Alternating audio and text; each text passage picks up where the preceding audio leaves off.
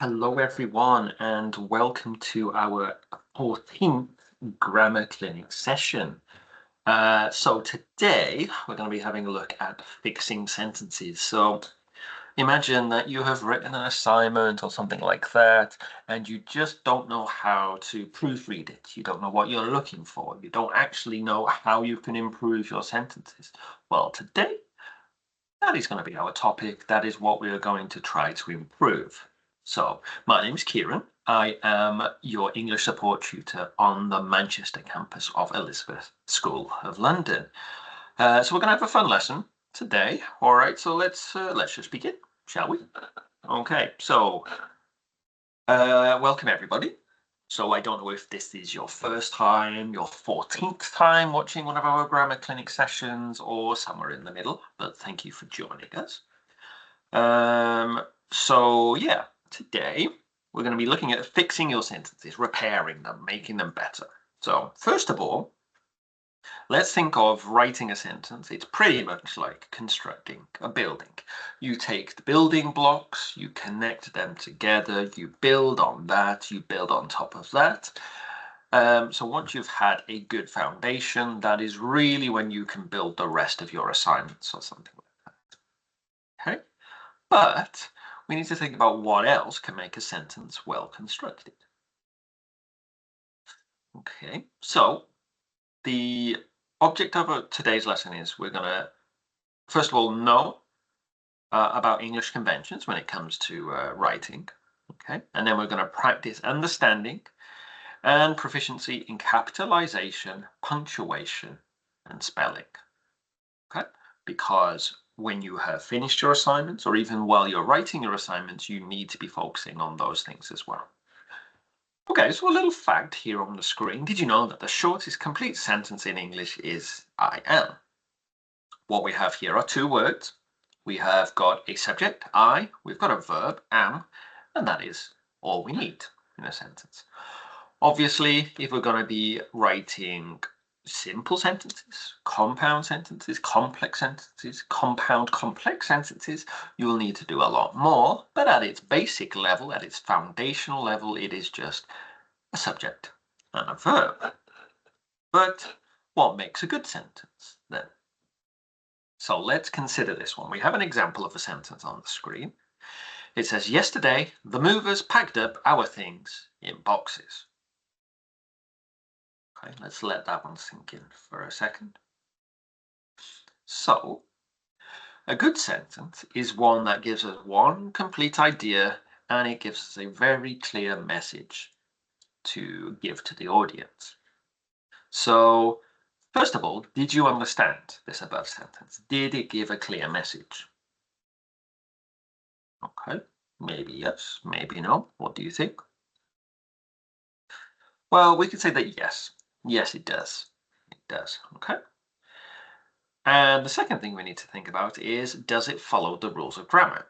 And of course, it does. So if it has a clear message, and if the grammar is correct, I mean, there is some connection between those two. If the grammar is correct, then it's probably likely you're going to have a clear message. But if you follow those two rules, they can make sure that your ideas are shared accurately and then understood easily by your audience. So we've touched on this a little bit earlier about using punctuation and capitalization to make sure that your communication is both clear and effective. So let's consider this example that we have here on the screen. Okay, so we've got the sentence, yesterday, the movers packed up our things in boxes. So what we have here is thinking with the ideas of punctuation and capitalization.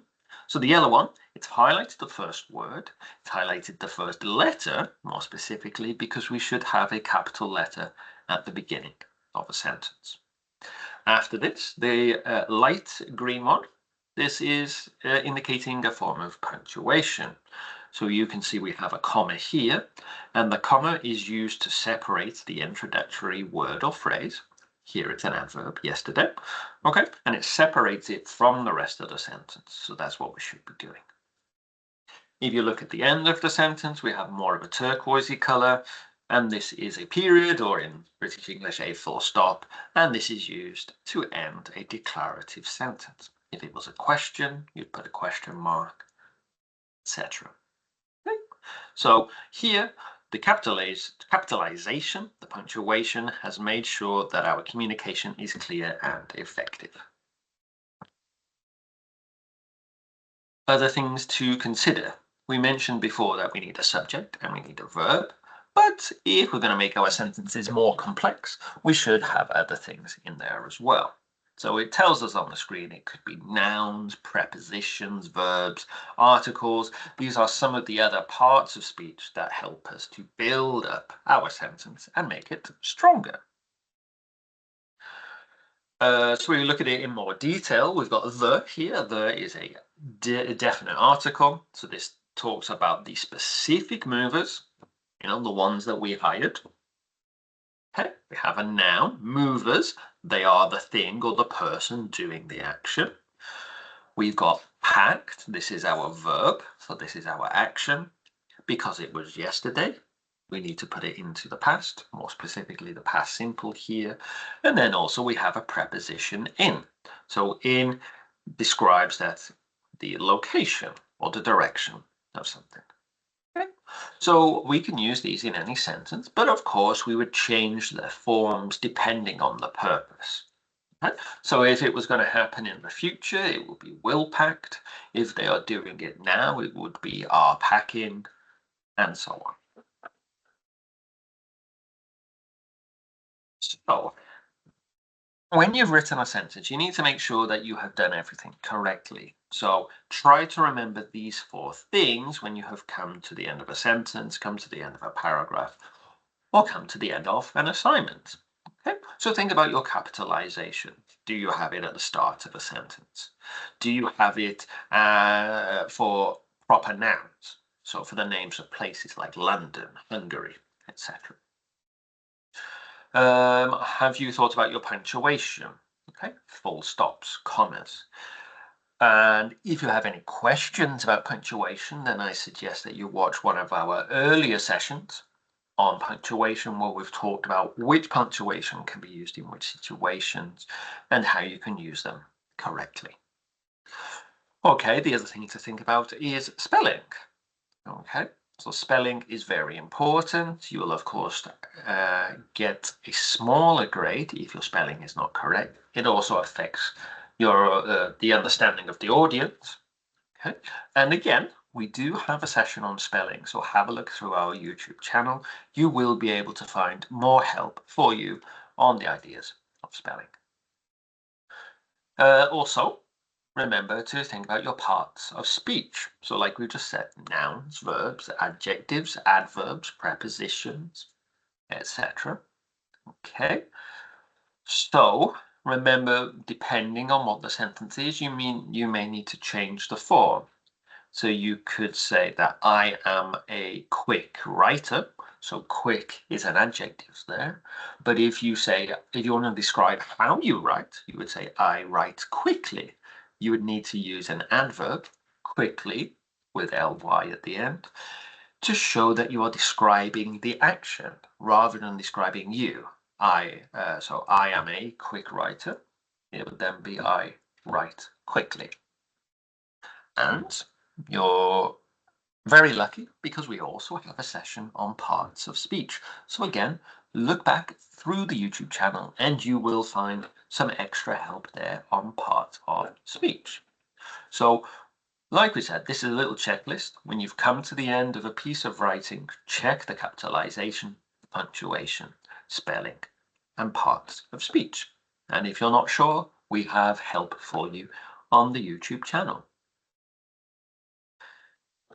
Okay, so we're going to have a little, well, let's not say test, let's say an assessment or quiz or something like that. So you're going to see some sentences on the screen, and you just need to find the mistakes and correct them. It is as easy as that. So there may be 1 mistake, 2 mistakes, 3 mistakes, who knows? Well, I know, but you don't, so let's find out. So we are going to fix this sentence. So it says, she have installed a lot of doorknobs for this project. Is there a mistake there? Well, yes, there is. So take a second to think about it, and then also think about how you would correct the mistake or mistakes.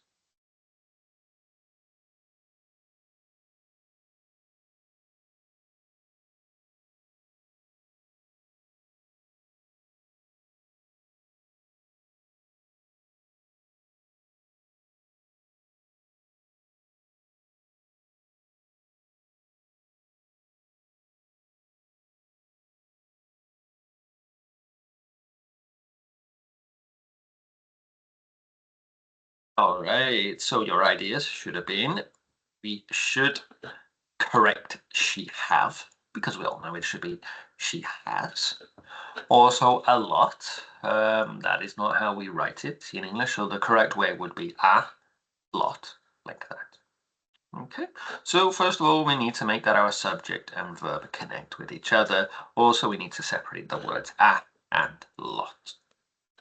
So the next one, it tells us here, due to rust damage, Blake had to replace the drain pipe, question mark. So again, take a second or two to think about how you would correct this. Think about capitalization, punctuation, spelling, etc.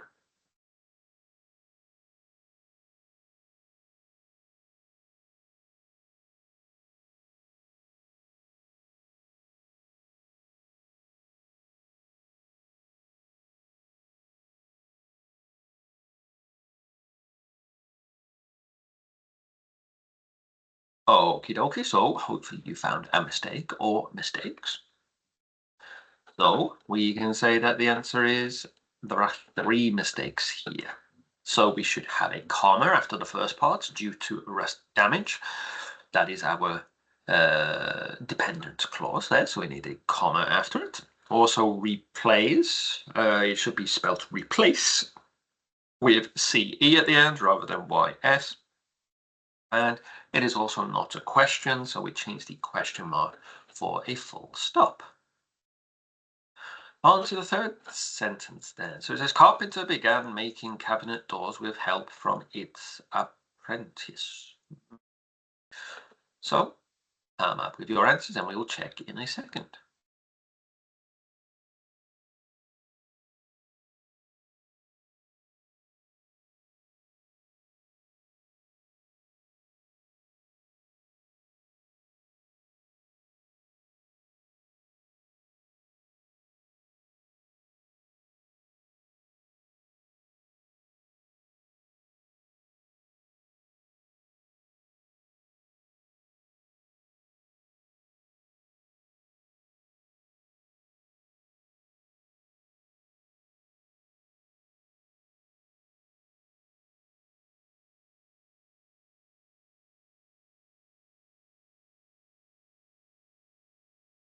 All right, so I think you've noticed there are a couple of mistakes here at least. So there are three things to replace. So first of all, we need the article the, because we need to know which carpenter we're talking about, this specific one.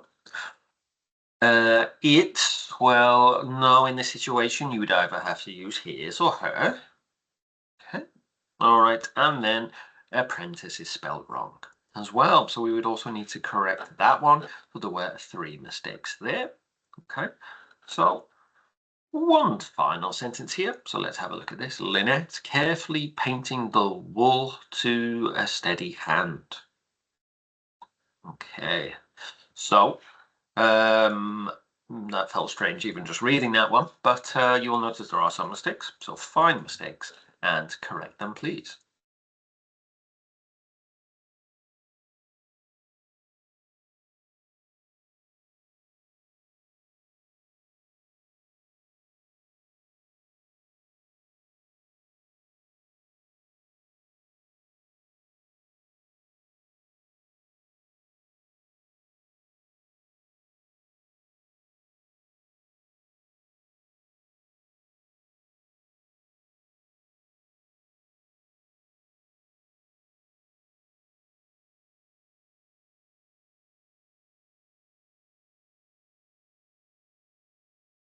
Okay, all right. So based off that, you should have noticed there are in fact five mistakes.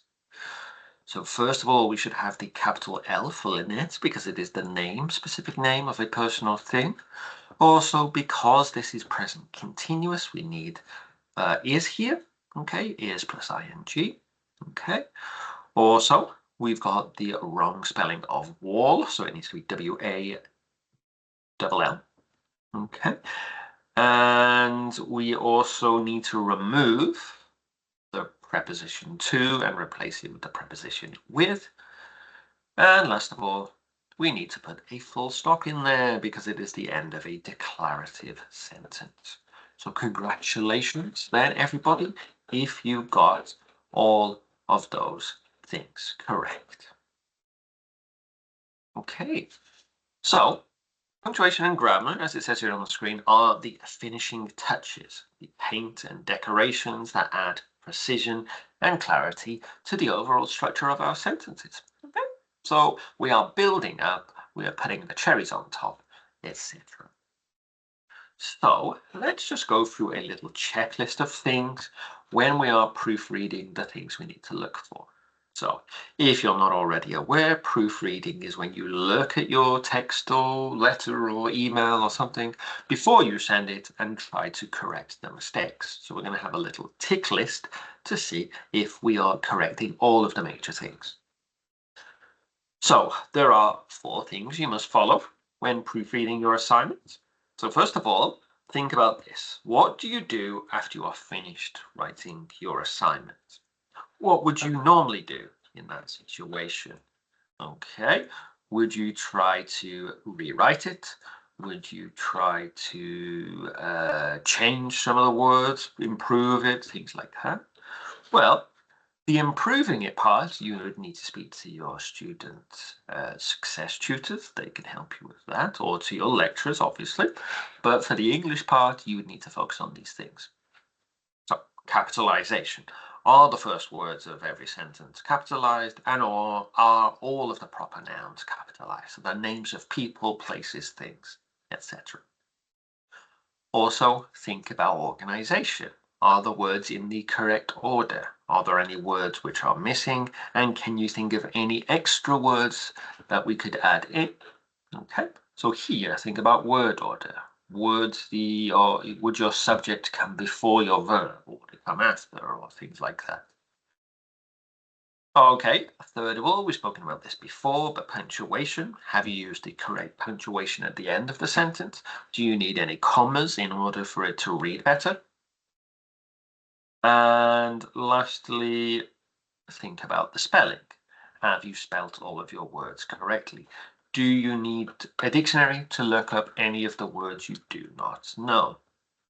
Just remember that using the spell checker isn't 100% correct. You definitely shouldn't be using AI for this kind of thing as well. So, as we always say here, no use of AI. All right. So the only way that you could possibly check it correctly is by using a dictionary. And do remember here at ESL, we use British English spelling. So make sure that you have a British English dictionary for that activity. Okay, so let's just check your memory then for this part. So how many total steps are there when proofreading an assignment? Okay, any ideas? So you should have said there that there are 4. They are capitalization, organization, punctuation, and spelling. And what kind of words should be capitalized when writing? For that one, we have said it is the names, specific names of things. Okay, so we are Elizabeth School of London. So capitalized there for Elizabeth School and London. If you speak about London, the city, places, place names, you would use capital letters as well. So they are proper nouns. And of course, the first word in a sentence should be capitalized as well. And where should you be looking when you do not know how to spell a word? As we've discussed, it should be in a dictionary, but a British English dictionary. So, we've had a look at that then. So I think it is a good idea to again practice our proofreading skills. So that's what we've got coming up. So on the following slides, you're going to see some sentences. There will always be something wrong with a sentence that you need to fix. So make sure you're thinking about grammar, capitalization, punctuation, spelling, etc. So we've got a first sentence here. The cat is on the couch. Now there is a mistake here. We know there has to be one. So have a look here and think about which mistake there is and how we could change it.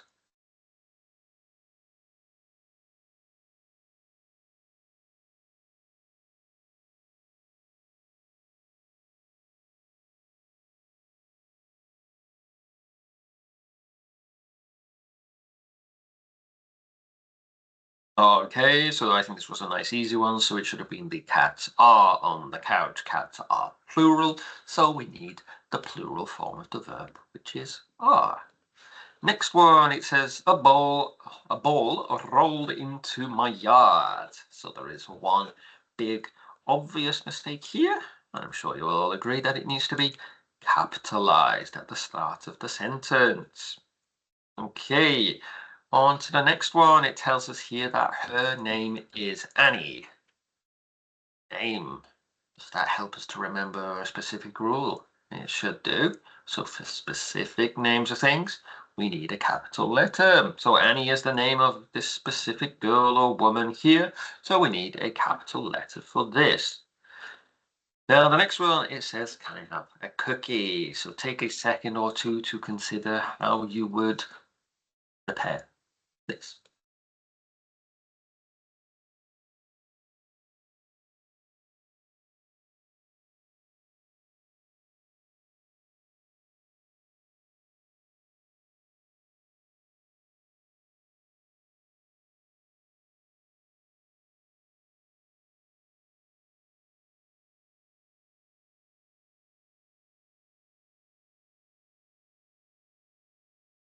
Okay, everyone. So you should have noticed that this is a question. So we need the question mark at the end of the sentence. So another one here, the teacher was absent. How could we correct that one? Well, again, quite obvious this one. We need the capital T at the start of the sentence.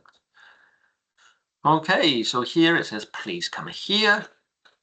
Okay, and we got a comma at the end of the sentence. That tells us that we should change it to a full stop, of course.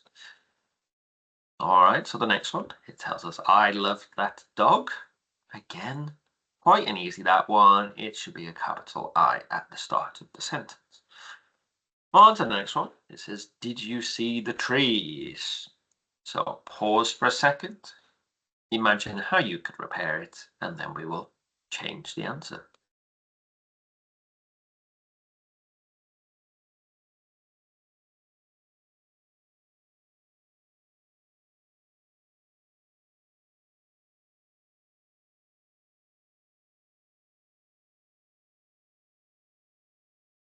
Okay, so I think we all noticed it was a question, so we need the question mark there.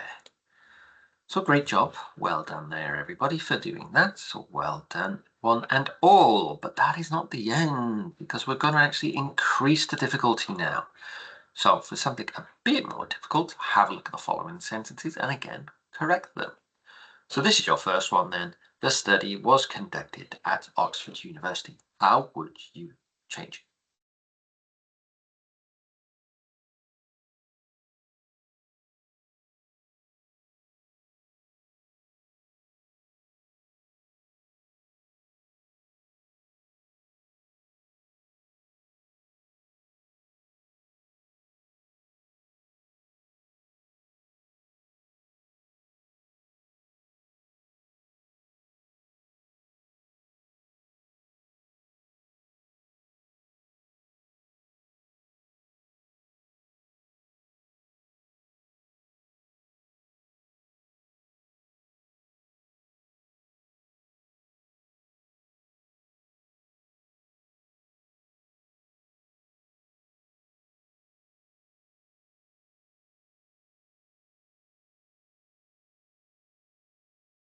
Okay, so for this one, you should have had capital letters for both Oxford and for university. They are specific, proper nouns. So they are specific names for things. So the next one, she is studying psychology and history.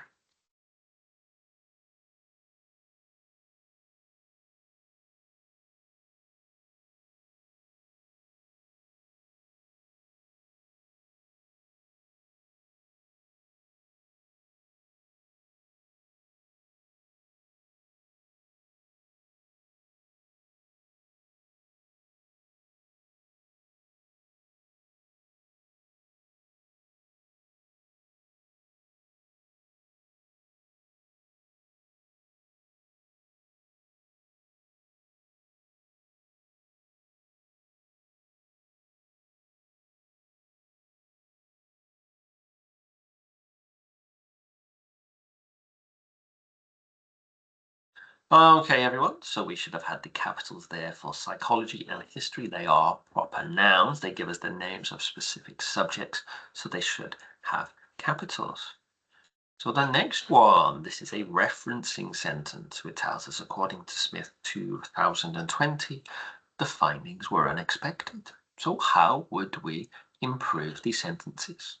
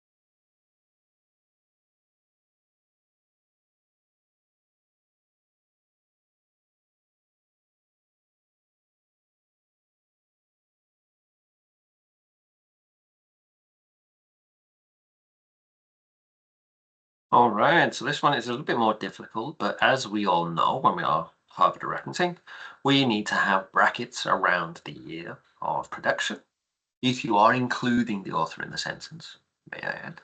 So brackets around the year and then a comma after the bracket. So the next one then, the analysis of the data was thorough. So think about how you would change this.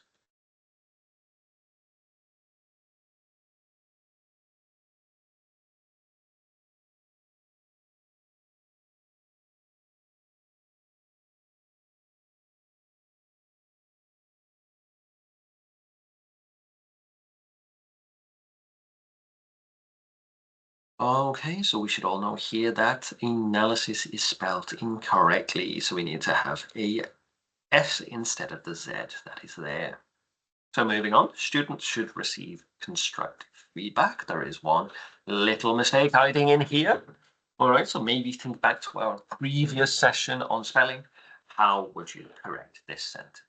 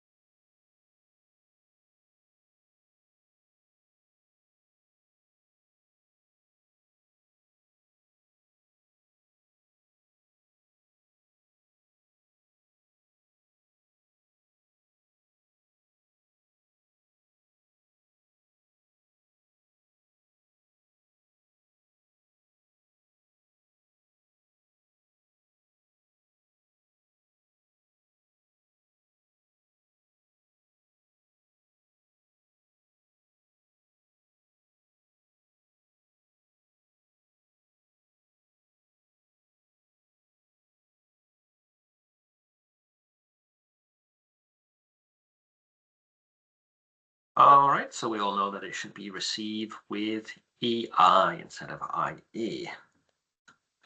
So moving on to our next example sentence here, it tells us the study suggests that in online learning, students perform better. A bit difficult to say that one. So what would be the change here? Well, it should be the study suggests that students perform better in online learning. We need to change the word order there just to make it much easier to read and say. Now, the next one, it tells us the study was based on a questionnaire completed by students, but how can we first of all find the mistake and how could we correct it?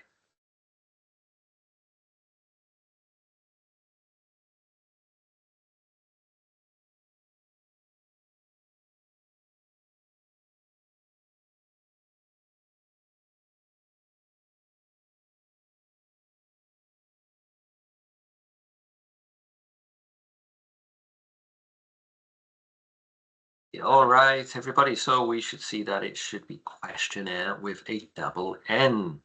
Okay.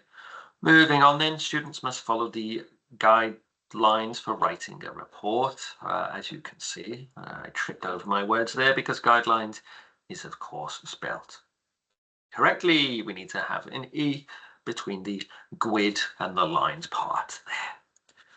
So moving on.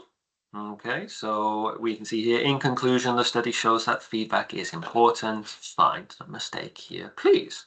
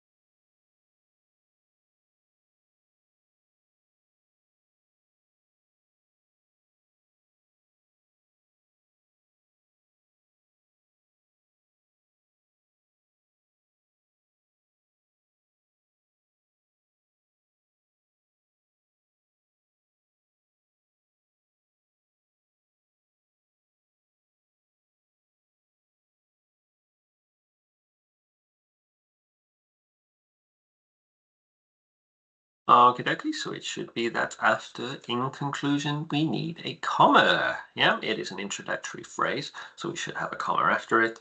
And moving on to our last example sentence. Tells us the results were significant, they showed a clear trend. So what we should do here is we need, well, actually I made a little mistake there. We should have full stops after both of those sentences. Instead of leaving them with no punctuation, we should have two bits of punctuation, both there and another one there. Okay, so we've now come to the end of our session. It's been lovely having you for the last 30 or 40 minutes. So we're going to leave you here, but we're not going to leave you empty-handed. We're going to leave you with a little bit of extra practice to do. So if you scan this QR code, it will take you to a Google form where you will be able to practice a little bit more proofreading and fixing your sentences.